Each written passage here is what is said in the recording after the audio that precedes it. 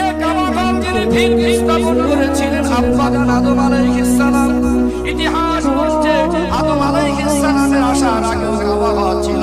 দুনিয়ায় মানুষেরা আসার আগে যে জাতি ছিল কি ছিল না। ওই কাবা ঘরকে কেন্দ্র করে আল্লাহর ফেরেশতারা ইবাদত করত। ওই জায়গা আদম আলাইহিস সালাম ইবাদত করেছেন।